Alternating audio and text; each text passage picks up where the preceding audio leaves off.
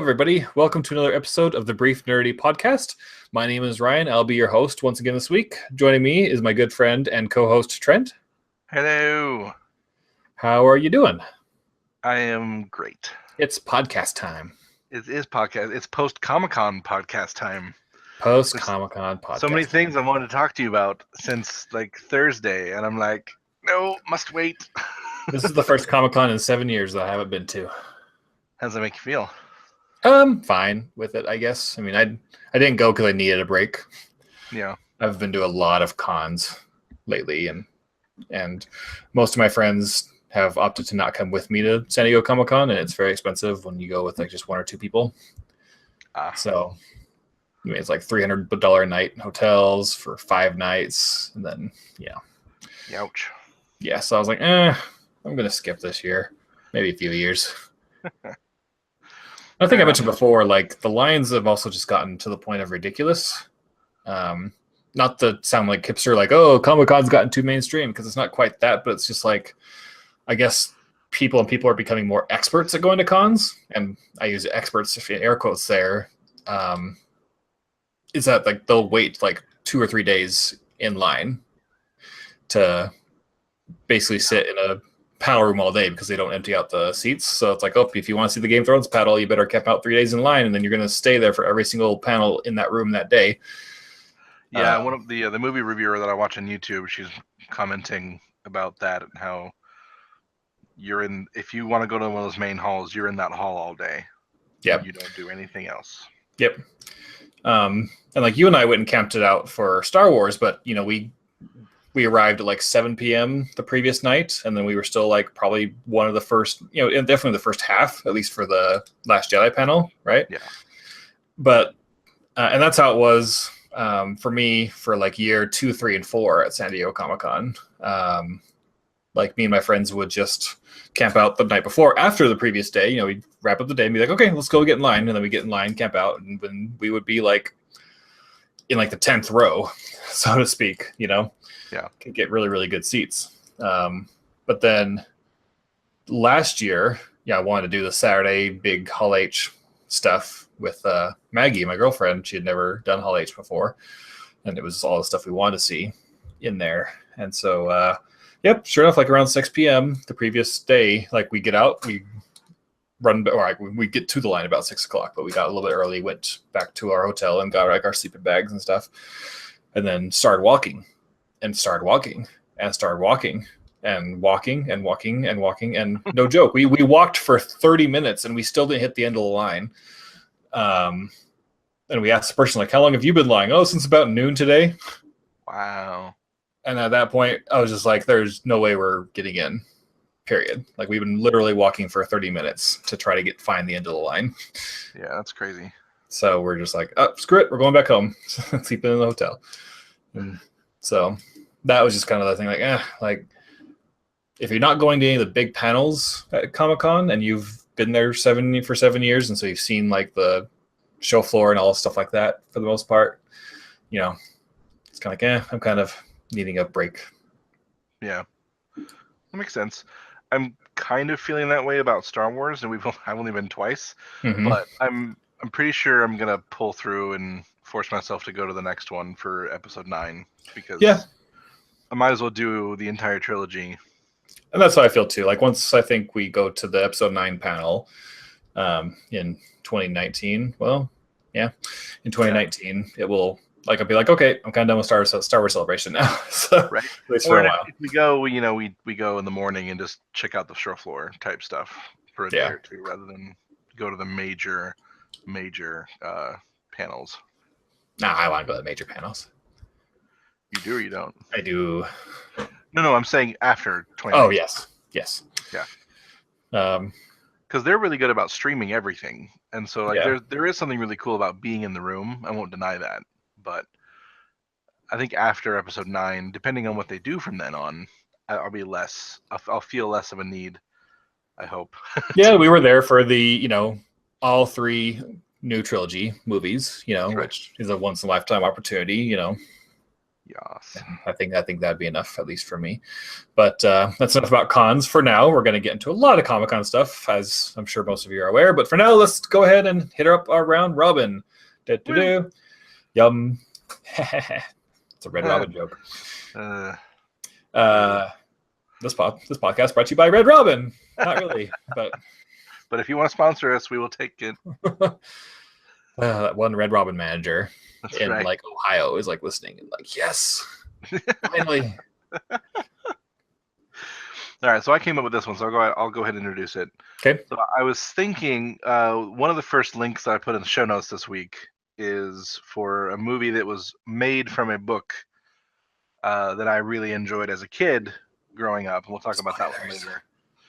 But so I thought, why don't we each share a book, preferably, but if not, a movie or a TV show that profoundly impacted your kind of like young to adolescent life. So I will go ahead and start, unless you have one that you would like to go with. You go ahead. Okay. So this isn't the movie, because this movie came out a while ago, unlike Need for Speed. And that's a callback there, ladies and gentlemen. Right. Go listen to episode 4 or whatever it was. Yes. For context, but continue. So one of the books that I remember really, really liking as a kid, and just like having it kind of shake my worldview and like make me think about things in a completely different way, was The Giver. Have you ever read that? Nope. So it's kind of like a post-apocalyptic, utopian, dystopian future book about a kid who is chosen to be like the next giver, and so he goes to this old man and he's teaching him these things, and he learns the true past of their society. And it's just really, really good. I think I read it in like 3rd grade or something, so it's really short. I recommend it to anyone. It's just a good kind of like commentary on society, but also like makes you think about things in a different way type book. So that's awesome. That's what I'd recommend. I have a very boring answer, so I should have gone first, so you could have the better answer. But mine's Star Wars. I mean, I was racking my brain after you put that in the notes. So I was like, what? Everything just kept leading back to Star Wars. As you and everyone knows, I'm a huge Star Wars fan, but I was a little bit later of a Star Wars fan. Like I've told before, I was probably like 9 or 10, which is the mid 90s. It was literally like right before the special editions were released. And just like I was as a kid, like I had, I don't want to say a disorder, because it's definitely not a disorder. It's really bad for me to say. I anything that was live action, I had zero interest in. Period. Like it had to be a cartoon, or I didn't give a F. Yeah. I was just like, nope, don't care. And I want to say like Star Wars didn't break me away from that, because I mean I'm sure it was more things like Who Framed Roger Rabbit as well, which is a very impressionable movie on me when I was young. But Star Wars was the first movie that became more than a movie to me. In a lot of ways. And then just after seeing those movies the first time and discovering there's a handful of fantastic video games that were out there at the time, stuff like TIE Fighter and X-Wing versus TIE Fighter, Dark Forces, Shadows of the Empire, games like that. And then discovering that at that point there was, dozens of Star Wars books for me to read as well. And so it got me more into reading and, loving Star Wars, and then getting excited for the special editions and episode 1 and all that. And so Star Wars has always been more than a movie to me, and so it's probably had the most impact on me in my life. Well, I don't think it's a boring answer. I think it's more predictable. Predictable answer. How about that? There you go. That's good. Well, cool. I think that's very interesting stuff. Yeah, you're interesting stuff. But you know what else is interesting? Us changing our podcast formula. Woo! Get ready, listeners. We are changing things up. We are doing the what you playing, what you watching at the beginning of the podcast after the round robin. Hold on to your butts. Yep, because we're always like, oh, we should aim for like an hour and 15 minutes for our podcast. But then like an hour and 45 minutes later, we're like, okay, well, what you watching? So, so we're going to try to do it at the beginning to try to be more prudent in our schedules and discussions. So here we are. So Trent, what you playing? I've been playing a lot of Fortnite. Well, not a lot of Fortnite. I've been playing some Fortnite, which is a game that just came out last Friday. Friday, I think. Yeah. It's really fun. I've really enjoyed the kind of like base defense / exploration and mission types that they have. The different classes are fun. I'm hoping that they add, and I'm sure they will, because this is still early access, but just a lot more loot and construction abilities and vanity items and things like that. But so that and RimWorld, I downloaded a Star Wars mod for RimWorld, and I've been loving it.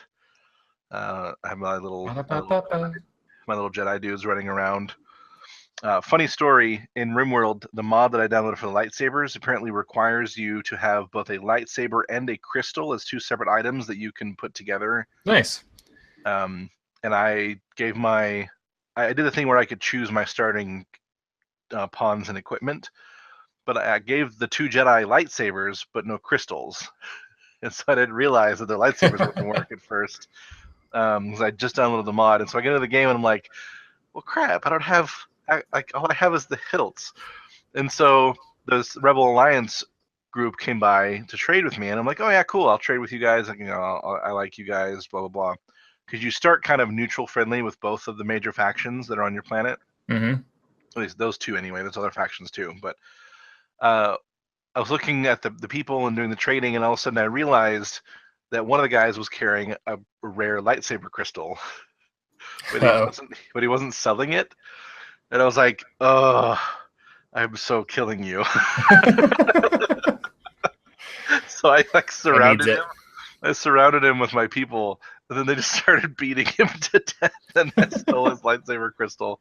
So now the Rebel Alliance hates me, and I was going to team up with the Empire, but they wanted to impose like a big tax on me, and so I was like, F that noise. So now I'm hated by both of them. Well, fun. Yeah. Trying to think of like who in Star Wars canon has done that, but I don't know of anybody really.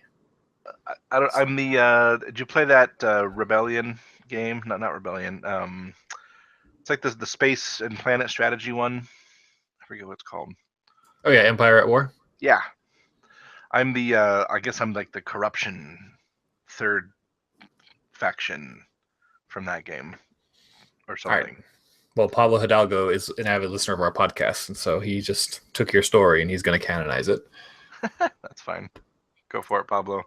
So what are you playing? I also played Fortnite, not as much as you. I also got it on opening night, but everyone and their mom in our group of friends was playing D&D that night. And so I logged in Discord and was like, okay, well, I'll play Fortnite. So I played through all the tutorial missions and a couple of the non-tutorial missions, but with CPU randos, and I didn't like that, so I'm like, I'm done. So yeah. There's actually a setting you can hit to where you don't auto-join parties, and so you can actually go do those exploration missions by yourself. Oh, I'll have to do that then. And it's really... They're pretty easy, especially if you set your base up right when you're doing your exploration stuff. Because I don't know if you know, but in like one of the very first missions after the tutorial, like you're walking into this place and then there's a guy like standing on top of a car. It's like, help, help. Yeah. Did you do that? Like one of the guys just starts like mining the car. I'm like, dude, what are you doing? I'm like, stop. I'm like, I'm chat, stop. Yeah, the other problem I have with going with random people right now is that you basically, the way the loot system is set up, it's kind of first come, first serve. So it kind of encourages people to split up and not help each other and be dicks. Yeah. So if you have the faster character and you get to the chest that two people see, like you get the rewards from it and the other people don't. Yep, and I was also annoyed because I was the only character who had the building perks. And then I was furthest away from the base, and someone activated it, and they had like the base like I'd be like, okay, I'm gonna build this wall, and someone would like walk up and just build it, and like they built it all like super fast. I was like, geez, and then they like overbuilt, so we didn't get like the bonus. Oh, I hate that. I'm just like, jeez. Yeah, so that's why I turned. Yeah, my friend showed me how to turn that off, and so I've been playing with it off and just either playing with people that I know or not at all. Just by myself. Played with me yet? I blame you. That's okay. That's speed. I deserve that. So I've just played a little bit of Fortnite. Also played a little bit of Gorn, which is a recently released VR game. It's kind of just a fun, quirky gladiator brawler, so to speak. It was only like $7 on Humble or something like that. So I was like, oh, I'll pick it up. Why not? Nice. And I had a bit of fun with it. Still a little nervous. So I don't want to like break my TV in the room with my VR in, but it's still fun to fight gladiators, then rip their heads off, and then throw their heads at other people as they come towards you. So just a dumb little fun game. The weapons are very like rubbery. It's kind of make up for like when you block a shot, like you don't have haptic feedback. It still kind of blocks it, but not kind of like boring, like bounces off in a weird angle. Oh yeah. So it's fun. It's cool.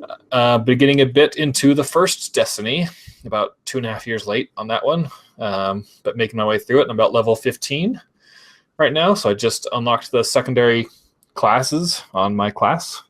I'm going to be a blade dancer. Nice. Story is very so far, but also I haven't hit any of the expansion content, and that's when everyone says it gets good because Vanilla Destiny sucked, and I don't really think it sucks yet, but so far. Yep. But I'm enjoying it, so I'm excited to get to the good stuff and hopefully have the majority of the story content completed before Destiny 2 comes out in October for PC. So nice. Yeah. What you been watching, Trent? I finished Supergirl. Which was okay. There were some good moments. You're so powerful, Supergirl. OMG. Okay, it was not nearly as bad as you made it out to be. Oh, it was so bad. By the way. It was so bad. I saw it, and I was expecting like this terrible, awfully badly acted scene, and I'm like, oh, that was it? No, I was at full power. You're so strong. He doesn't say it like that. Anyway. I mean, technically, they're the same strength level, right? No, not really. Why not? They're both Kryptonians. They're both Kryptonian, but a human that looks like him and a human that looks like her probably wouldn't do super well in a fight against each other. Yeah, but not to mention he's also been fighting with his powers significantly longer. She was a 14-year-old girl when he was already established as Superman, so his combat experience against other superpowered beings would be significantly more because we've literally seen every fight Supergirl's been in so far. She's had hand-to-hand training from her sister on a regular basis, and she's like a ninja and stuff. Like she's a secret agent woman. Yeah, I mean, obviously she needed to subdue him because of the situation it was in, and that wouldn't have bothered me. It was the afterwards, even though I'm exaggerating on his tone, the message I think was still the same. I think it was just extreme pandering. Okay. Sorry. So no, it's okay. I mean, I thought it was okay. I'm really curious. So we're gonna enter a little bit of spoiler stuff in case you're really far behind on Supergirl. Skip ahead a few minutes. I thought it was really dumb that Mon-El had to leave. I'm curious if he's coming back or not. I haven't checked casting news, so I don't know for sure. I thought that was a good scene, though. It was a really good scene. It was very, very emotional. I just didn't like the fact that it happened because he's like my favorite character on the show right now. Yeah. And so I'm like, every other guy in the show is stupid. Like, I hate Jimmy. When is your typical token IT guy? He's gotten significantly worse. He was cool in the first season. Agreed. Jean is... They don't know what to do with him. And that's it, really, right? Am I forgetting anyone? I don't think so. Oh, Snapper. He was okay when he was on, but he's not as good as Kat. And I loved her being back. It just made it painfully obvious how much she was the best thing about season 1. Yep. I hope she comes back more often. Me too. Anyway, but the really exciting thing that I've seen this week. Drum roll, please. So I finished Supergirl Tuesday night, started Stranger Things on Wednesday, and finished it Thursday evening. All 8 episodes. I told you. Like, you started. 4 episodes. Like, I have to watch the rest. Right 4 now. Episodes each night. The only reason I stopped Wednesday night is because it was like 3 a.m. and I'm like, okay, I have to go to bed. So feel free to take a few minutes to talk about it. If you, oh my gosh. It's hard to explain. Like I tried to sell it to someone earlier today, and it's really hard to describe. But it's the best 8-hour 80s movie ever. Seriously, it really, really is. Like they get the tone of it perfect. Like I loved like all the 80s nostalgia feels because I grew up technically in the 80s. I was 5 when it ended. So I remember like the wall phones and the rotary phones and answering machines and all those things that were being used there. Uh, it was so, and I loved that the heroes were like these 4 nerdy kids. They were so much smarter than literally everyone else in the town. Yep. And for some reason, it didn't feel dumb for that to be true, and it was super awesome. I think one of my favorite lines, and I posted this on Facebook, when the kid calls their science teacher and asks him what he knows about sensory deprivation tanks and how to build one. I don't know if I saw your post. So it's the kid with the looks like he has no teeth, kind of like cuter, heavy set one. He's like, "Hey, Mr. So-and-so, do you know anything about sensory deprivation tanks, specifically how to build them?" And he's like, "Sensory deprivation? What is this for?" He's like, "Fun." I just lost it. It was so good. So who's your favorite character? That's probably him, actually. I forget his name. It's not Mike, because Mike is the one with the sister. I haven't seen him for a while, so I don't remember his name, unfortunately. 11. 11 I liked a lot. I thought she was really cool. That Winona Ryder's performance was really, really good. Actually, I didn't really hate anyone's performance. I had a bit of a hard time with Winona Ryder. I just... Really? Not really a hard time. I would just say she was the least good. Really? Yeah. How come? I don't know what it is about her, but I could only see Winona Ryder the entire time. Like, I couldn't see Will's mom. I mean, there's a lot of actresses that only have, like, one character.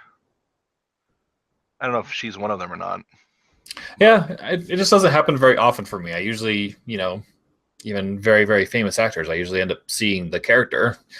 But for her, I couldn't. I just saw Winona Ryder being weird the whole time. So gotcha. His character's name is Dustin. Dustin, yeah. By the way, he's my favorite. He's just really funny. He's making jokes all the time, like the thing where he's like, "I'm gonna go get some pudding. I know that lunch lady like hogs them or steals them or whatever." It's just... Doesn't it show later that she does? Yeah. Oh yeah. They open the fridge and there's just like, yeah, that's right, giant, thing of pudding. So yeah, I love that I still don't know exactly what that thing is and like how it got there. They left so much to be explored still for the next few seasons, and I'm stoked. And we'll talk about the trailer for 2 here in a little bit. It looks so good. So what have you been watching? Well, just one add piece of commentary on Stranger Things. Okay.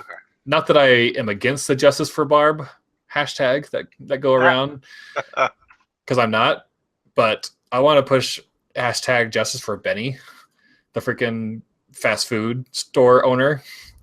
No one ever talks about him, getting justice for him, but he helped 11, he fed 11, and got murdered by the government people. Oh, yeah. So, justice for Benny. And, well, I mean, it showed, I think one of the things that the reason Justice for Barb took off is because she was pretty quirky and interesting, but then also, like, everyone just made fun of the fact that, like, her friend found out that she died and got over it in like 30 seconds. That's true. Oh, that's so sad. Anyway. Oh no, Barb. Okay, what about Will? Is Will okay? That's true. I didn't think about that. So, but okay. And to anyone, just to be fair and to be explicit, to anyone who says the show is not scary, you're a liar, pants on fire. I think I should like stream myself watching season 2 because there were so many jump scares, even when I knew they were coming. Like, when the Demogorgon would be like behind someone or whatever, and I was like, mother effer. Because the thing was creepy. Yeah. Oh, I love that Home Alone from Hell thing they set up at the end. Like the kids like trap it and set it on fire. That was so cool. Spoilers, by the way, everybody. I thought we would. I thought we were doing that the whole time. That's okay. My bad. Oh well, go watch it if you haven't yet. It's amazing. You need to see it. It's incredible. It will suck you in and not let go. I was a naysayer. Trent was a naysayer, or not really naysayer, but more just like, you know, I for a was while. very hesitant. Like I legitimately like it came out, everyone's talking about it. I watched the trailer with Maggie, and we both looked and went, nah. Right? Yeah, and then didn't watch it. It was, I don't remember exactly when I watched it, but it was fairly recent. So Yeah. So yeah. What are you up to? I haven't watched much. Just watched one additional episode of Iron Fist. When that Defenders date popped up, I'm like, oh crap, I gotta get through Iron Fist. It's like next month, isn't it? Yeah, like a few weeks, like 2 or 3 weeks. So I was like, okay, so I gotta watch Iron Fist so I can be ready for Defenders because I'll probably binge watch that over a weekend when it comes out. So how far in are you? 3 episodes. that good, huh? Yep. The good news is I don't hate it yet. It's just more I'm pretty neutral on it. So yeah. Like I don't know. I mean, you said you liked it, but most people hated it on the internet, and so Yeah. I'm still in the neutral. Like I mean, and like I'm just the other side of neutral into the positive. Like yeah. I don't love it, but I overall like when you add in the second half of Luke Cage, I liked it better than Luke Cage. So the second half of Luke Cage is pretty bad. So. Right. So, yeah. So yeah, that's about what I'm watching. Now let's get on to the news before we tackle all of our amazing Comic-Con experiences from the comforts of our computers or mobile devices. Let's talk about a bit about gaming news. This is technically from Comic-Con, so I apologize. But most of you who know me know that I love Telltale games. I pretty much play every single one of them and enjoy most of them. Announced The Wolf Among Us Season 2. Which I'm very, very, very, very, very excited for. The first season of Wolf Among Us is one of the best Telltale games, if not the best Telltale game, and definitely one of the best games of the year it came out, which I believe was 2013-ish. So it was very, very good. Not only that, it's a prequel to the Fables comics, which I don't know if I've talked about in the podcast, but I'm actually reading the Fables comics right now. I'm on issue like 58 right now. So it was perfect timing for me. I'm like just about a third of the way through the comics because it ended, I think, in 2014, 2015 on issue 150. So I'm about a third of the way through it. After having loved the game, decided to pick up the comics, and now they're going to continue on the game. So very excited for that. I've seen and heard a lot of good things. I've started The Walking Dead season 1 once, and then my computer hard drive died. And I don't know if it's saved to the cloud or not, so I'd have to go and look and reinstall it. But I just haven't made myself do that quite yet. Well, Walking Dead Season 1 and Wolf Among Us were right in a row, and they were in Telltale's prime. The only other Telltale game that could come close is, ironically, Tales from the Borderlands. I've heard that was really good. It was very, very good. So yeah. Better Borderlands games than the Borderlands games, in my opinion. Nice. Yeah, I've heard a lot of issues about the engine and how they're not putting any money into making it better. While that's true for people like you and me who have powerful PC gaming rigs, it doesn't affect us much, honestly. But I've heard that even for people who have really good rigs, it still is more troubling than it should be. I would say yes, more troubling than it should be, but I've never had a noticeable problem. That's good. I would say. Have you played the Game of Thrones one? Yep. Okay. That's the one that I've heard most complained about, because there's like quick time events, for lack of a better term, I guess, is what I've heard. So. Well, Game of Thrones one just isn't very good. So. Yeah. I'd say it's worth playing if you're a fan of the show, and you are. So I'd say it's worth playing, but it's just you play as a bunch of non-main characters, and so like people that aren't even in the show at all. That's unfortunate. And then like someone like Ramsey shows up, and it's like, oh, okay, well, I obviously can't do anything to you. So, no, it's fine. It was fine, but I would say play some of the more prime ones first, like Wolf Among Us. Cool. Sounds good. All right. One other piece of gaming news before we move on to Comic-Con is Nintendo's new online service. It is out, and it is apparently terrible. Terrible, terrible, terrible, terrible. It TJ? is out? Yes. That's unfortunate. It is unfortunate. So there's a few things that people want to note about it. Is that if you don't know, you have to use a phone app to do any kind of voice chat in the game. Not only do you have to use a phone app to do it, the screen has to be on. If your screen times out for 30 seconds and turns the screen off, it will cut off your voice. If you switch to a different app or push the home button on your device, it will cut off your voice. So the app has to be open and on front and center, and your screen has to be on in order for voice chat to work. So that sounds terrible. Yeah. So most people really aren't happy with that. It debuted with Splatoon 2. But so hopefully they get that taken care of. I mean, again, as of now, it's still free, and they delayed the $20 premium fee or whatever until next year. So hopefully they can get something in order. But I think Nintendo's at a point to where they just kind of need to get on board with everyone else. Yeah. I mean, even if you don't want to do it yourself, like give it to a third party or something. Yeah. I mean, because if I'm going to use my phone to chat with, I guess the Nintendo one lets you chat with people that are in your game. Yeah. So like maybe even strangers and stuff. I believe so. Not 100% sure, but I believe so.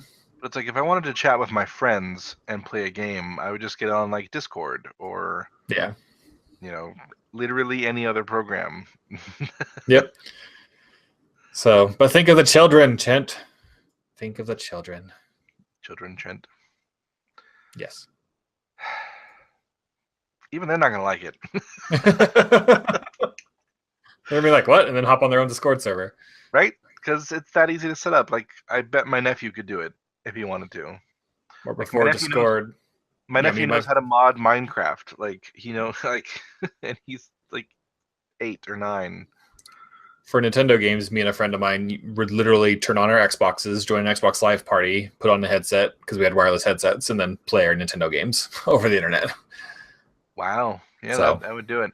Well, I mean, it's like when I was a kid and there wasn't a lot of like multiplayer online at that time, but like if you and your friend were like both playing Final Fantasy 9, for example, it wouldn't be unlikely to like for me to call one of my buddies up that was also playing it at the same time, and we would just talk on the phone while we played.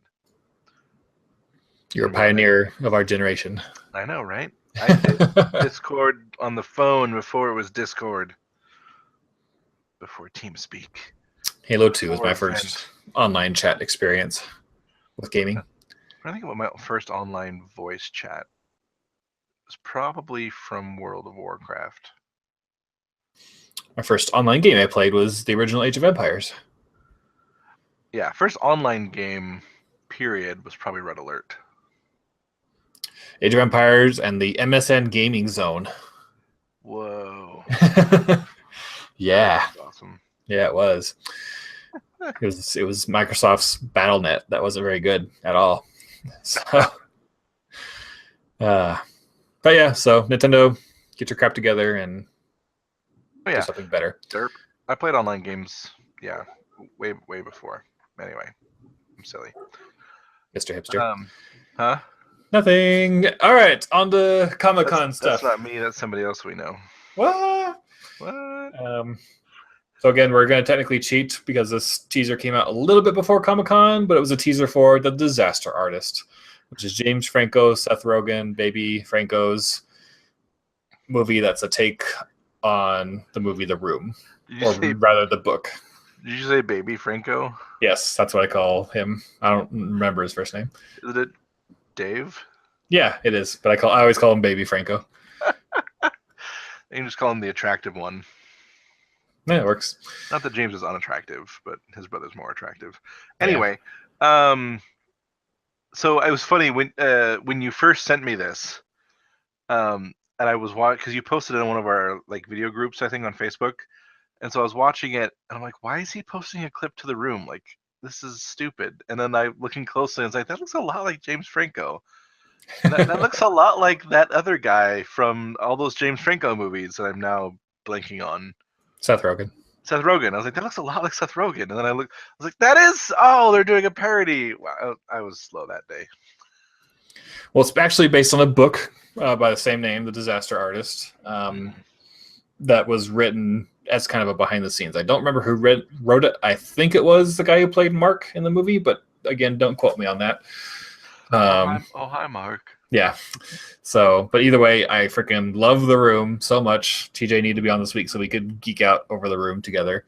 But I love The Room, and I am so excited for this movie.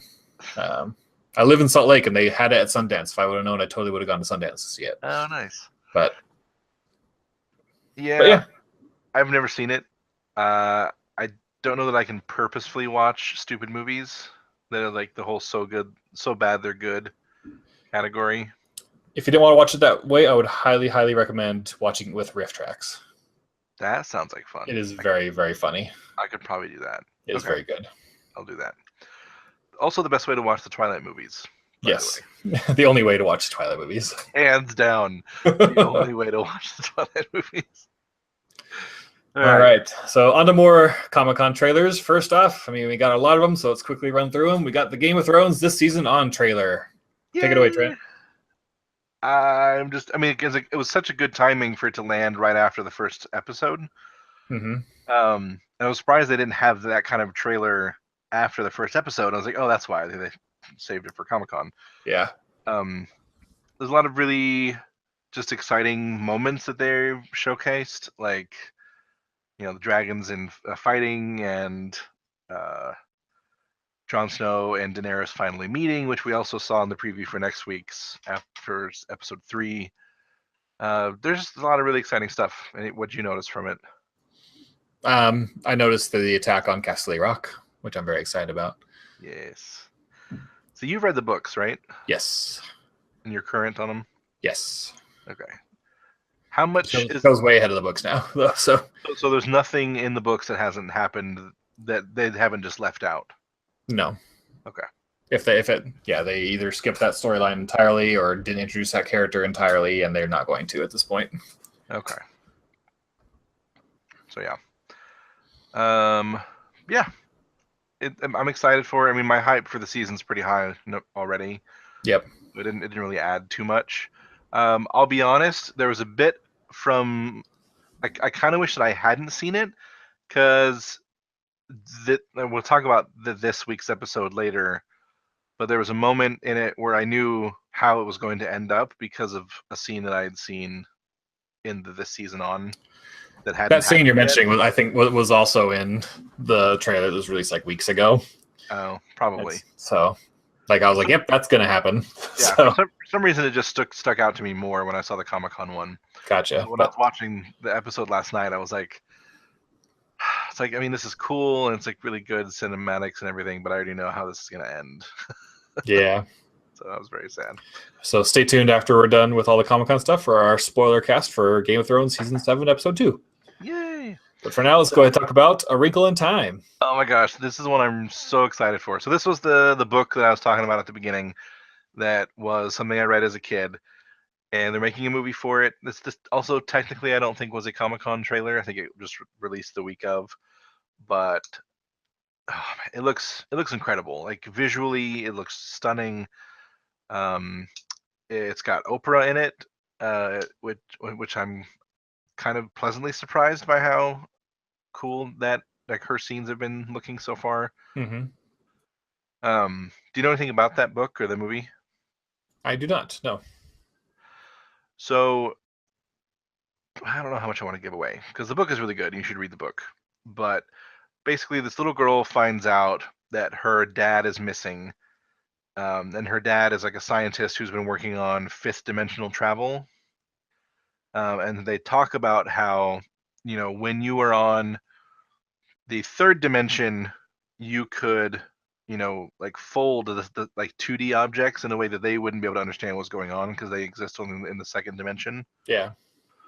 And they talk about how like the fourth dimension is time, and so like if you can manipulate time, you can mess with things in the third dimension in a way that we don't understand. And so his thing in this book is all about like accessing and being able to control the fifth dimension, which is called the Tesseract, I think is what they called it in the book. This all sounds very familiar. I feel you might have had to read it as a kid. It's a very common like summer reading required book or like a fifth grade reader type book. It does seem very familiar though. So she gets helped by like these three women who are like interdimensional being type things. They don't really explain that terribly well, at least not that I remember. But that's who Oprah is one of them, and they have to like rescue her dad from the darkness, which is a very interesting thing. So, long story short, it looks really cool. I think they're going to do it justice, and I'm really excited. You know, this is going to be done justice. The Justice League trailer. No, not really. Looks very meh. I mean, it looks better than they've given us so far. I was happy. I loved the. I thought it was very smart of them after the positive reviews from Wonder Woman to showcase Wonder Woman very heavily in this trailer. You know, it shows her like stopping a bank robbery. Yeah. At the beginning, and then it cuts to her in the museum, and they're like, "What'd you do this weekend, Diana?" It's like, "Oh, nothing exciting." Mm-hmm. Like, that's great. So yeah, it's pretty good. Pretty good. Yeah. I don't know. I'm not sold on the tone quite yet. I'm not either. It looks really dark. Although Ezra Miller as the Flash, his bits so far have been really funny. Oh, see, I felt they fell a little flat. I thought the joke had good content, especially the end where they all disappear, but like I felt like it didn't land properly. That one didn't do as well. I liked the earlier one where he's like, I'm glad that you guys are like ready to go to battle. He's like, but I've never gone to battle. I usually just push people and then run away. Yeah, that was good. I thought that one was really good. And it's not just me, right? The same guy who plays Commissioner Gordon is also Jonah Jameson in the old Spider-Man movies, right? That is correct. I cannot see him and not see Jonah Jameson. Yeah. Like, he did such a good job in that role where I'm like, why is Jonah Jameson lighting the bat signal? Like, I don't understand what's going on. This is the wrong world. Pretty much the role he was made for. So So that does look really good.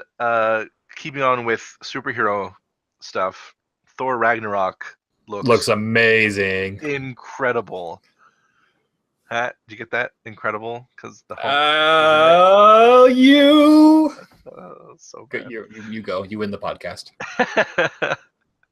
But yeah, it looks like they're taking the best elements from Thor and the best elements from Guardians of the Galaxy, and a bit of 80s nostalgia from the synthesizer, and just like throwing it all together. And I couldn't be happier. It looks super fun. It looks wonderful, and I'm so glad they have Talking Hulk. Yes, I was so happy about that. I was like, I wondered if they were ever going to do that or not. But I like that it's kind of part of his evolution. Yep. And I'm curious how they explain why he's in space. So that's exciting. Oh, and I think Kate Blanchett looks ridiculously cool as Hela. I'm going to throw out a theory out there, if you're okay with that. So, in the comics, in the Infinity War, or just in the Marvel Universe in general, one of Thanos' big things is that he is madly in love with death, aka like a black cloaked figure with a skull underneath and a scythe, the Grim Reaper, so to speak. So, even like they actually literally in love with. Yes. Like, wants to get it on. Yes, totally. Yeah. And they even kind of hint to that in the original Avengers movie when Thanos makes his cameo appearance at the very end of that movie in the mid-credits scene, and his lackey is like, to challenge them is to court death, and that's when Thanos turns around and smiles. So they said it, I think, twice, maybe 3 times in this trailer, like, I'm the goddess of death. Yep. And so I'm like, are they gonna make her the one that Thanos is infatuated with, or are they going to go full Grim Reaper? That's possible. Thor villains are one-on-one for whether they live through the movies or not. So, like Loki, has been around for a while. The boring guy from the second one is dead, I think, right? Yeah. Yeah. And then Hela could definitely survive and join Thanos for Infinity War, which I think would be really cool. Yeah. But I just that scene of her like catching Mjolnir, the hammer, and just like crushing it with one hand. Oh, it's so good. I love the cinematography of the scene with all the Pegasuses. Yes, the Valkyries coming down out of the sky with the fire and everything. Ugh, it looks amazing.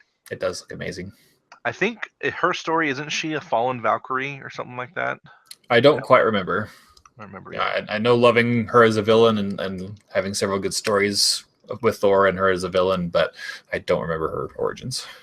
Yeah, so I think she will be another in the line of good Marvel villains for this year. Yep, So 2017 is the year of Marvel villains. That's right. I'm pretty stoked. So let's move on. Before we move on, I do have a question. How do you feel about the fact that they showed off the D23 footage for Infinity War in a panel, but they still haven't released a trailer? I mean, I really want to see it, but I can understand that they really want to push Thor right now. I don't know why they keep showing it to the press to gain hype, but not show us. So I'm a little frustrated, but I mean, I'll keep waiting because I don't want to see like a dash cam version. Yeah. Or handy cam, whatever they call it. Yeah, cool. All right, continue. So the one that I'm probably the most excited for that's not superhero related is the Kingsman sequel, The Golden Circle. Yeah. It looks so good. It does look very, very, very good. Have you seen the Red Band trailer? No, I didn't know there was one. Yes. For two? Yeah. It makes it shows a little bit more violence, and then it also makes Channing Tatum's line at the end much funnier. Ooh, I'm definitely going to watch that as soon as this is done. Yeah. So go check that out. Yeah, it looks fun. They've they've shown a lot of Colin Firth in it, but not explained at all how he's still alive. So he has an eye patch. He lost his eye. But he got shot in the head through that eye, right? Like that's how he died in the first one. No, he had a glass eye, but it was then so the bullet got lodged in the glass eye. No, I'm just making stuff up. I don't know. Oh, it's like what is this nonsense? It makes me want to go watch the first one again though, and see if they laid any breadcrumbs for it. Yeah, we'll have to see. But yeah, I think it looks funny. I'm a little worried about the villain because we've seen literally like one thing from her, and I can't tell if I find her scary or compelling or not. Yeah, it could go either way. I trust her. She's a great actress. It's Julianne Moore, I believe. Yes. So sometimes she could do great, but sometimes an actress kind of playing that type of role, like the woman who played the villain in the newest Fast and Furious movie, it didn't quite land. Yeah. For me, but so I haven't seen that one. I'm excited to see it, but I haven't seen it yet. Okay. I just thought she was never really like super threatening, and she tried to be like all threatening. I don't know what adjective I was looking for, but threatening. Cool. Did you see the Ready Player One trailer? I did. I know there's a lot of buzz around it. I'm not really, pulled in yet. Like it looks cool. Like the visuals are impressive, and I like it's the kid who played Cyclops, right, in the most recent X-Men. Yeah. I don't know. I mean, it's just like it's a futuristic VR game. Like they didn't sell me enough on. Because I had a friend tell me about the book, and it's about like a kind of like dystopian future thing, and there's like kind of a more government and like future conflict aspect to it. I think if they told me if I'm remembering the right book anyway. But I didn't get any of that from this trailer. It's just like, oh, so people live in shanty towns and play VR games all day. Neat. Yeah. I squeezed all the references. Like the Iron Giant and the DeLorean and and that's cool, and I got most of them. But it's like, is that going to be what the whole movie is about? Like, are you just going to be pandering? I could get behind pandering to me. Yeah, but I mean, it's like, like I feel like Stranger Things does a really good job of showcasing 80s nostalgia pieces and references, but without like slapping you in the face with them. And I feel like this one is more like, oh my gosh, it's the Iron Giant. Like I remember that movie. I love that cartoon when I was a kid. Oh wait, the movie didn't pause. Like it's still going. And like I feel like a lot of them are going to pull you out of the movie. Hopefully not, because apparently the book is stock full of them. Probably even more than the movie will have, because the book just didn't care about like licensing and rights and stuff like that, whereas WB publishing this movie or publishing whatever the word for it is making this movie, they're probably only going to use WB franchises. Yeah, that's true. For the most part, maybe a couple others, but whereas, like I said, the book apparently was chock full of them, and so it's kind of, doing well by the book in that matter as well as I can, anyways. So, I'm excited. People who read the book love the book. They say it's not like any high literature or anything, but it's still a very, very, very, very enjoyable book for those of us in our generation. And so, to see it translated in movie form and to see the DeLorean and Iron Giant and Deathstroke and Harley Quinn and Duke Nukem and a Halo assault rifle and a Tron cycle. Yep, and Freddy Krueger. Yeah, I think it'll be fun. So speaking of 80s nostalgia, and I already mentioned Stranger Things, the Stranger Things season 2 trailer looks awesome. Oh, so good. So good. The music choice is perfect. Like the connection of like creatures crawl in search of blood, from the first one is just like sent chills down my spine. Like it was great. I couldn't be happier. Like I loved the Ghostbusters uniforms that they're in. I love like the arcade game that they go to at the very beginning. It's perfect. I couldn't be happier.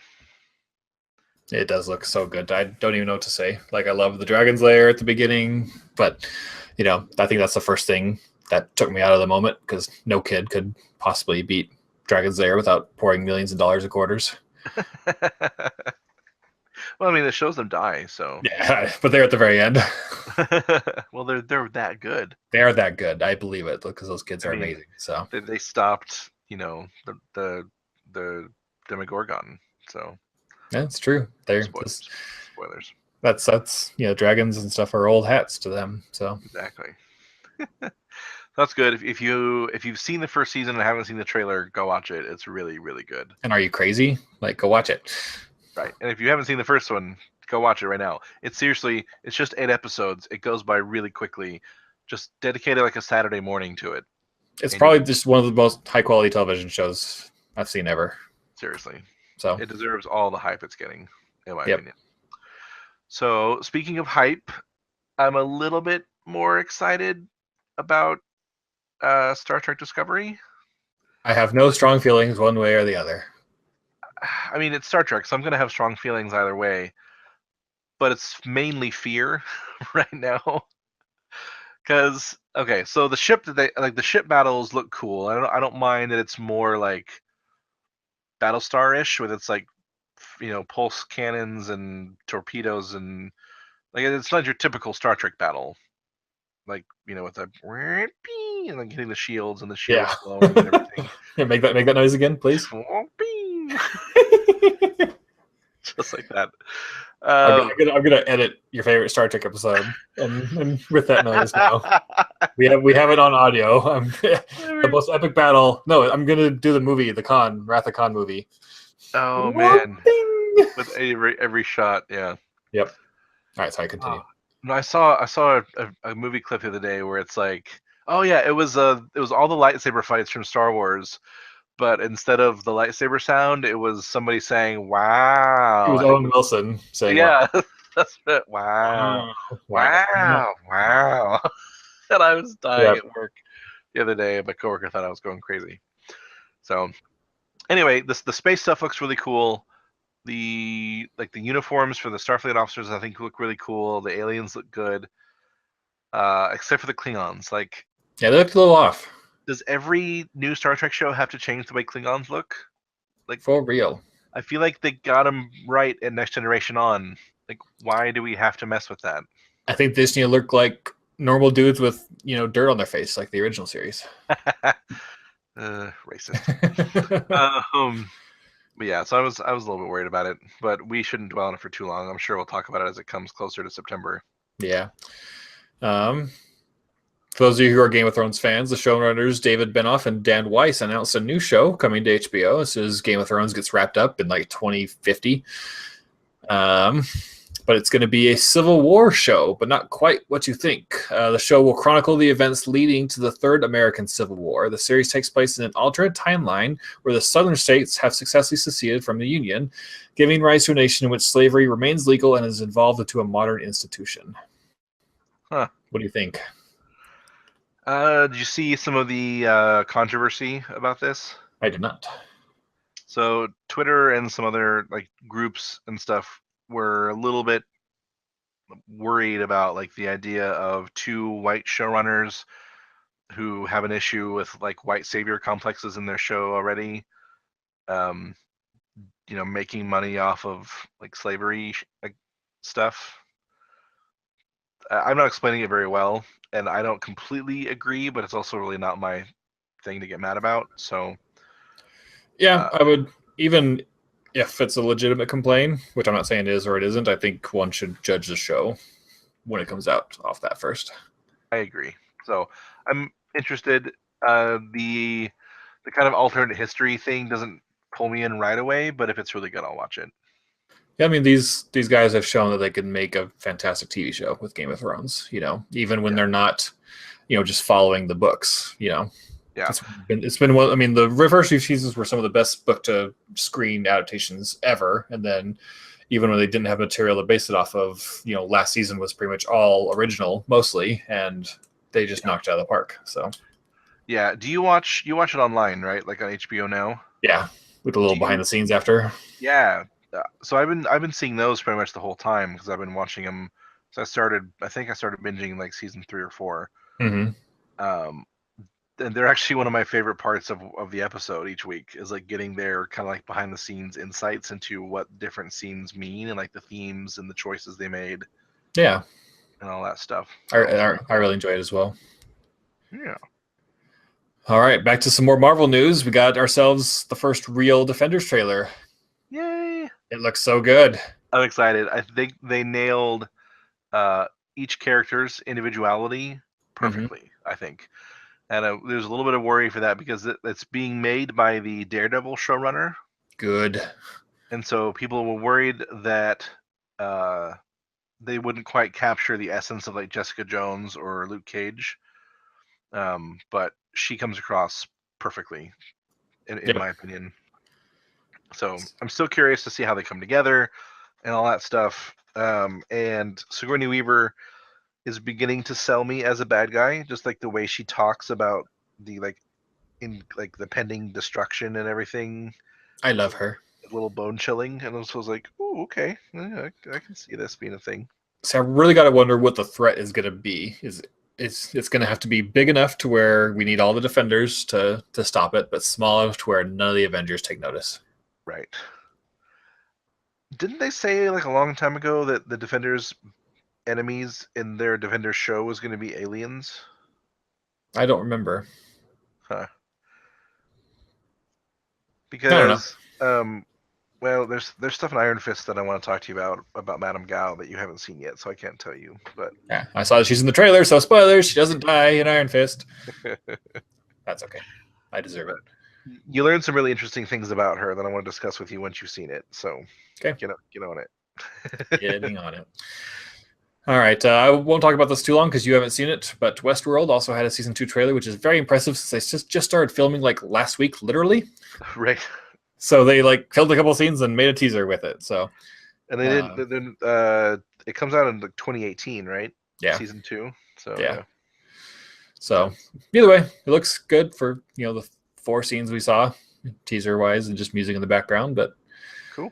It kind of gave us a taste of what to expect. Not super surprising the way season 1 ended, but either way, it's still going to be a crazy fun season. So nice. So why don't you talk about the Inhumans trailer? It's still bad. The YouTube reviewer that I watch, she was talking about how it like trended on Twitter, and like people were talking about how much better it looks now and how much more excited they are for it. And I was like, okay, so I'll give this thing a watch. And I watched it. I'm like, people are excited about this. Like, it's still bad. It's a little bit better, but that's not a high bar. So it's like, I don't know. I've straight up said I'm not going to watch it unless like the season is over and the reception for the season in general was like that was actually really good. You should watch it. Like that's the only way I'll watch it. If not, I'm done being caught up on the MCU. Yeah, especially since we know that it's not likely to cross over with anything in the movies anyway. So, what does it matter? Exactly. I'd be curious. Like, okay, so I have so many questions. As someone who's watched most of Agents of Shield, are these the same Inhumans from Agents of Shield? Because they seem way different. Like they live on the moon and they have all It's these weird technically the powers. royal family. Everyone in the Agents of Shield were just like X-Men wannabes because they didn't have the rights to X-Men. Right. But this is the royal family. They are the leaders of the Inhumans, so to speak. Why do they live on the moon? Really. I don't know. Why do we not know about them?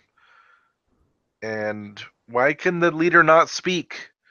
And why is it a big deal when he like opens his mouth for a half second and everyone looks like they're all gonna die? Like, is his power to like destroy everything with his voice? Pretty much, yeah. Okay, but like they don't explain that, and so it's just stupid. And they finally animated Medusa's hair, but in the comics, like her hair is always moving, and so it's kind of a letdown that it only moves like when they have money for it and when they need to make like a point with it, I guess. Yeah. And then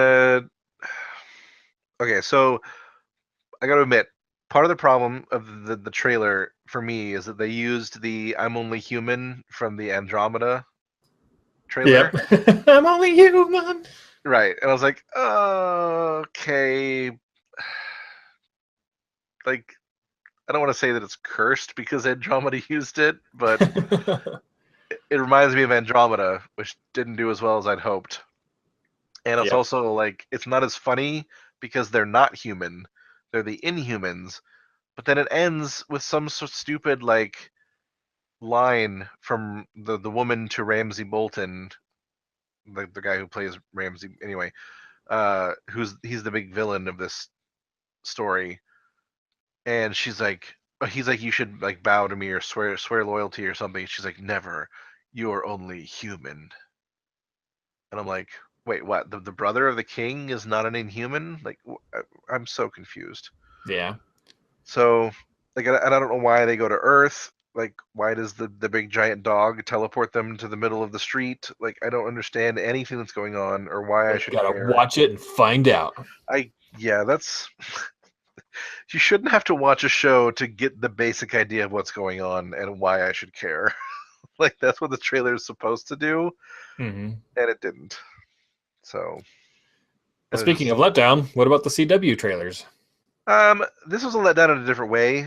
They released a standalone trailer for every show for the CW Arrowverse and also Riverdale and The 100. I'm sure there were others too, but those are the ones that I watch. And most of them was like 90% flashback, especially Arrows, and it was really annoying. Oh, nice. And I was like, why are you showing me what's already happened? Like, I know what's already happened on these shows. I've been watching them. Please show me teases for next year. But, oh, and the Supergirl one was the worst. It was like really epic, like over the top, like orchestral music with like choral pieces and like the da da da da that type stuff. And like, there's like just lots of like cameras like zooming in on people looking dramatically into the camera. And that was it, CW, everybody. right? I was like, okay, like the Flash one was decent. It actually showed some actual teases from next season. Um, the Legends of Tomorrow one was good. They showed like the overall plot of the season and like they teased the bad guy. But like Arrows was really not that great. Supergirls was terrible. It showed literally nothing about what's going to happen next season. And yeah, I was let down. I was hoping for more, considering they're, you know, already filming and they're gonna be premiering in like September, October. So Oh well. I was let down. All right, well, that kind of wraps up our coverage of Comic-Con. I'm sure there's a lot of stuff we missed, but we're getting at about time right now. So we're going to go ahead and wrap up with the exception of our Game of Thrones spoiler cast. So we're about to dive into full spoilers for Game of Thrones Season 7, Episode 2. So if you haven't watched it yet, go watch it. But watch the rest of the episodes first if you're not caught up. Don't just watch that episode alone. That'd be silly. And if you're not listening to that, we'll see you next week. But in the meantime, spoilers are starting now. Warning. Spoiler. I just want to tell you I told you so, Trent. For what? Arya stuff. Oh, yeah. Shut your mouth. We had an argument off the podcast in a Facebook message conversation about what Arya would do. I was still surprised that she turned around. That's good. It's good for them to keep you guessing. And it's even more sad because she's going to get there and John's not going to be there. And right? He's probably going to die again before she has a chance to see him. Yeah, John's not going to die. He's going to be around till at least the next season. So she's going to show up and it's going to be Sansa and Littlefinger. And she's going to be like, what the F is he doing here? Ooh, maybe she'll kill Littlefinger. Yeah. Don't forget, Bran will be there too soon. Oh, that's right. Okay, so the young siblings minus Rickon. Rest in peace, Rickon. Learn how to zigzag, Rickon. Yeah, that's his own fault. His death is on no one but himself. Poor kid was just a plot device the entire time that he was on the show. Anyway. I also felt like at the beginning, not the beginning, but kind of midway through the episode, it should have started with like on this week's episode of the disgusting adventures of Samuel Tarly. Oh my gosh, yeah. Are they going to try to gross us out with him every episode? Like, you know, they're super on point with their transitions, though. Oh God, no! I don't know if I can ever eat chicken pot pie again. Like, that was so bad. Like, I was so glad. Like, I started watching it while I was eating last night, and I'm so glad I was done eating by the time that scene came up because I was like, God, this is so gross. You were eating during the poop and soup last week, weren't you? I was. I had to put my food away and just not look at it for a minute. Like, okay. First off, why are you gonna make the guy sit there and try and like not scream? Does that school not have any drugs that will knock him out? That's a good point. Never thought about that. Like, just even if it doesn't, hit him over the head with something. Like, for crying out loud. Anyway, so that was gross. Very well done though. Whoever the makeup team is that did that was damn. Like, totally really good. I loved Varys' speech at the beginning. Oh, that was so good. Like it. I mean, I've always really loved his character, but that just like solidified it. Well, that's what I was talking about last week when we were talking about who should sit on the Iron Throne, and I said Varys, and that's the reason why. Like, he came from the worst possible situation, and he wants what's best for the actual people. Because, like the Tyrell woman said, the lords, they're just sheep. They just rotates and changes, and nothing changes. Yeah. So what did you think of the War Council being run by the 4 women? I thought that was really cool. Yeah, I thought it was really cool too. I love that they didn't even like set out to do it that way on purpose, but like when the characters all lined up, like they talk about this in the after the scenes thing. They just realize like, oh, these are the 4 women like that are running their houses right now. Like, it's actually kind of accidentally awesome. So I'm a little worried about Orlena though, because she seems to be going dark side, or not being the opposite of Varys at the moment, to where she only wants vengeance. So versus Varys wanting, to what's for the best of the people and of the realm. Remind me who that is again. Lady Tyrell. Oh, okay. Yeah. He's just like burn the mother effers. Yeah, she wants them to like burn King's Landing to the ground with the dragons. So I know it's a bit of a stretch, and I think it's probably not true, but it's still a thought that into my head that she tipped off Mr. Greyjoy as to where the other Greyjoys were going to be. So the ship would be attacked, and so Daenerys had no choice but to use the Unsullied or her dragons on King's Landing and not the Tyrell Dorne armies. Oh, wow. I don't think that's the case if I were to choose a side, but it's something that I still thought about. That is interesting. Because she's not obviously wasn't a fan of that idea, and she was the last one. She kind of just like nodded her head after everyone else agreed, you know. Yeah. And so I wouldn't be surprised at all if she did that. Yeah. So how much time took place between like the Greyjoys leaving and Huron getting his fleet? Because I was not expecting him to have those kinds of ships. Those things were huge and crazy, and apparently like full of like flaming catapults. Well, he's always had a huge fleet and just got a lot bigger after he became the king in Oh, last okay. season. Well, because they said that he wanted them to build him 1,000 ships. Yeah, So are they I'm all sure that's a built, or big are they part of it. still But building them, or because like it made it seem like I just from an arms race perspective, it seemed like he caught up awfully fast. To me, anyway. yeah, but they didn't take too many with them. Theon and his sister. It's, Yeah, they took a handful. gotcha. I thought they'd taken like all the good ships. I don't think so. I think they just kind of fled for their life and grabbed what they could, and people who were loyal to them, which it Gotcha. wasn't that many since they were outvoted. Yeah. The, Well, and good for Cersei for actually finally doing something right, um, in terms of military strategy. yeah, Because and I gotta admit, like while uh, Tyrion was explaining their plan, I was like, and you guys just expect this to go off without a hitch? Like, what are the contingency plans? yep, like, do you not know the Huron is in play? Like, do you not know? I don't know. It just because there was a lot of people making fun of Cersei last week. And I don't know if we talked about this or not, but the fact that they knew that there's this giant fortress called Dragonstone that Daenerys was likely going to come back to, and they just left it open for her to come yep, back to. Like, yep, there's this, army attacking from across the sea. Like, if only they couldn't gain a foothold on land. yep. So anyway, that was funny. So Cersei has dealt a pretty devastating blow. Um, do you think Theon's sister is dead?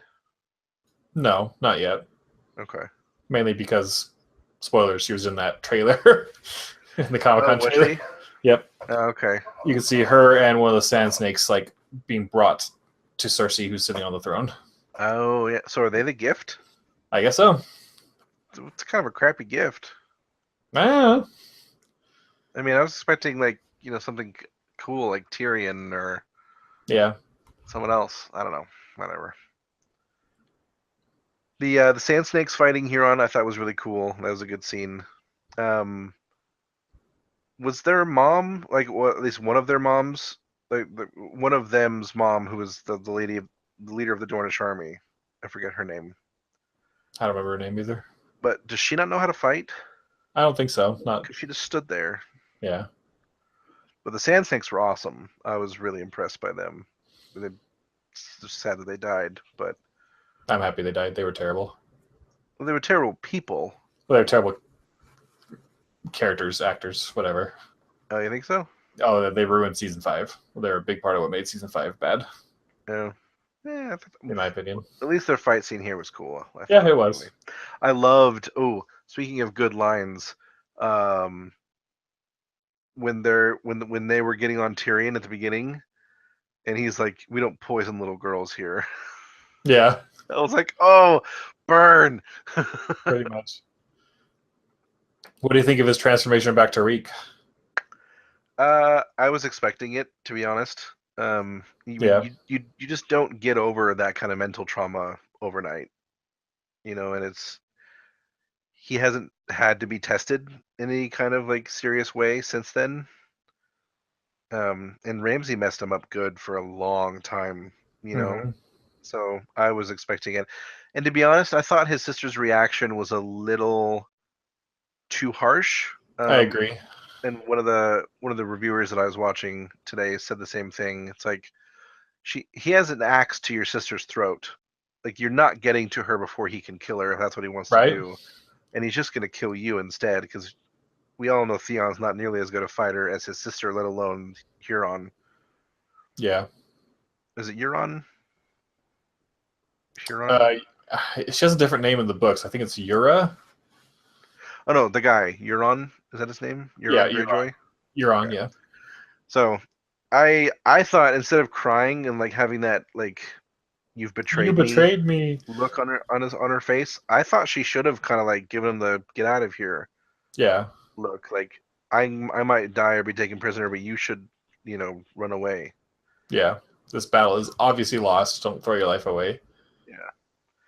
So good. I'm glad we agree on that. It just felt like it was too heavy-handed, especially with her like, "Oh, he's my protector." Like 5 minutes before that. Yeah, that was a Just little. like, It's like you fight better than he does. yeah. You have the entire season, like the entire show. Uh, Although it's like poor guy, it's one more person that he's failed and abandoned. He abandoned Rob, he abandoned his father, he abandoned his sister. Yeah. Like where does his arc go from here? Well, obviously he's gonna find Gendry rowing, and they're gonna team up. Yes. Oh, I would die laughing if that's what happened next episode. Just rowing across in a boat. Yep. Just super buff. His like shirt's all Seriously, ripped. his arms would be ridiculous. Let's see what else happened. The Nymeria scene. Oh, that was so sad, but like good at the same time. Yeah, I agree. I love the explanation by the show creators afterwards because Ditto. I didn't get the reference, Ditto. and I was really sad when she walked away, and I couldn't tell. Like at first, I thought she was saying like, "You're not really Nymeria, like that's not you," or whatever. But I'm Mm-hmm. glad that it was more about like yeah, of course, like you don't want to come home and be my pet, like you've chosen a different course. Or yeah, I forced you to choose a different course, and now you lead this pack of wolves. Um, so it was sweet. I liked that reunion. I thought it was a little sad. Like I thought that Nymeria like should have let her like pet her at least, Yeah. have like some physical solace before she turned and left. But I don't know, maybe that wasn't in the CG budget. Yeah, I was wondering what was going to kind of happen because in the books, Arya unintentionally wargs into her at night, Yeah. and so like all the Stark kids, and so I was wondering if they would have had a stronger connection because of that, but it didn't quite manifest in the show. But they haven't really explained that all in the show, so don't blame them. So is Nymeria the only one left, or is Ghost still alive too? Ghost is too. Okay, they just haven't shown him lately. Yeah. Because we know that Um, Rob's, Brands, Rickons, and Sansa's are all dead. yep. Okay, that's So sad. what do you think of the romance scene with Missandre and Missandei? I can't ever pronounce her name or remember it. And Grey Worm. Yeah, is it Basande? I think Yeah, I think that's maybe. it. I thought it was really sweet. Um, I loved his like story about fear and like how didn't used to have a fear, but now I do. And I thought it was really interesting because it could have been taken both ways of like either I now have a fear because I fear losing you type thing, or like I was afraid of women, so I need like because his metaphor was like if you were afraid of dogs, they made you sleep with the dog, in the dog kennel, and if you were afraid of heights, they made you jump off a cliff or whatever, and all these things. Yeah.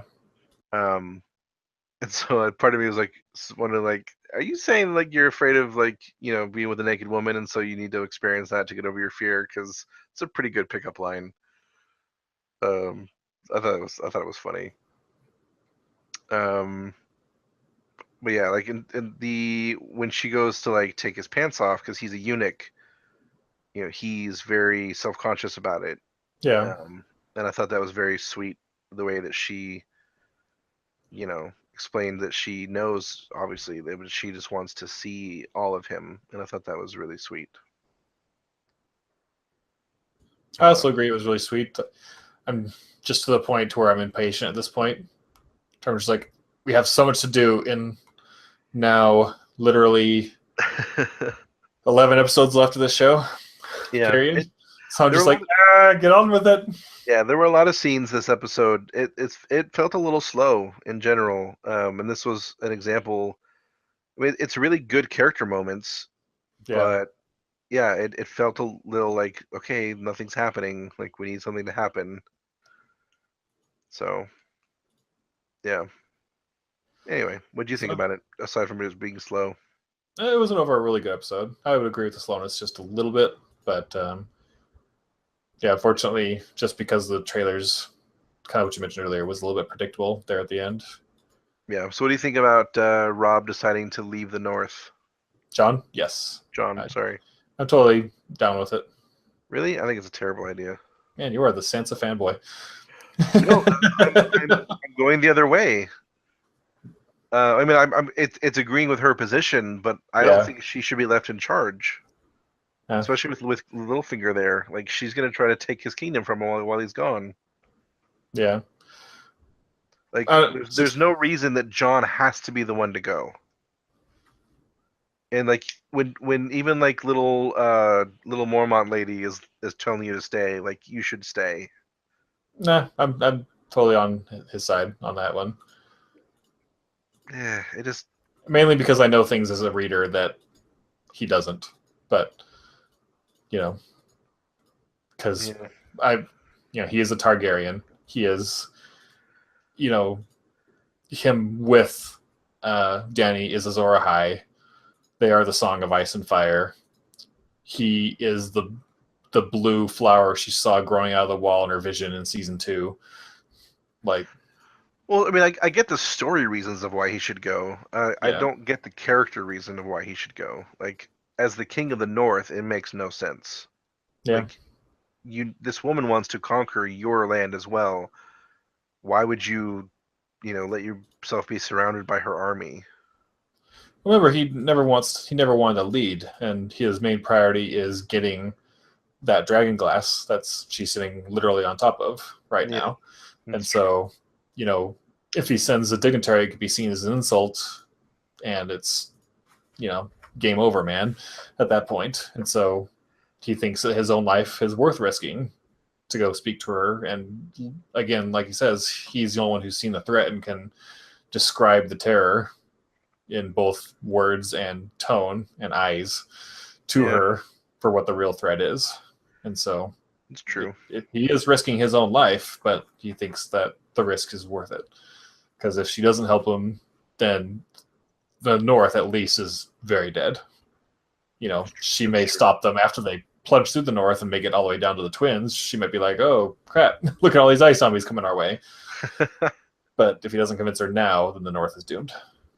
It's true. Okay, you've convinced me. Hooray! Hooray! Internet high five. Woo! Yeah. Just picturing the Colbert gif when he like turns and a hand pops up behind his desk and he gives it a high five. All right. Well, I think this should probably wrap up our discussion.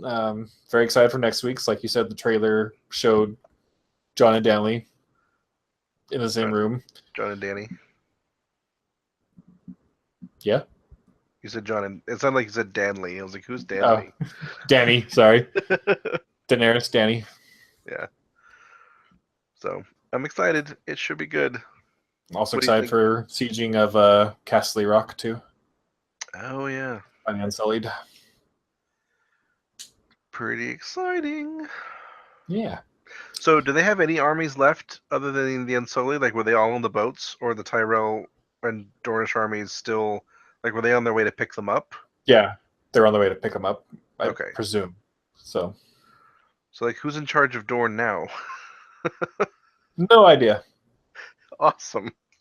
Well, probably Cersei at this point. Yeah, that's probably true. Especially since she has that last daughter that's alive. Yeah. Cool. All right. Well, let's wrap this thing up. Let's do it. Take us away, Trent. Thanks, everybody, for tuning in to another episode of the Brief Nerdity Podcast. Be sure to reach out to us on our Facebook page, Twitter, email at briefnerdity@gmail.com. Come to our website, briefnerdity.com, and let us know what you think of the show, anything we can do to improve, or anything that you like, dislike, just whatever you want to tell us. Explain the Inhumans to Trent. Right. Tell me why I should watch it and why it's not as stupid as I think it is. And join us again next week for another episode. See you later. See ya.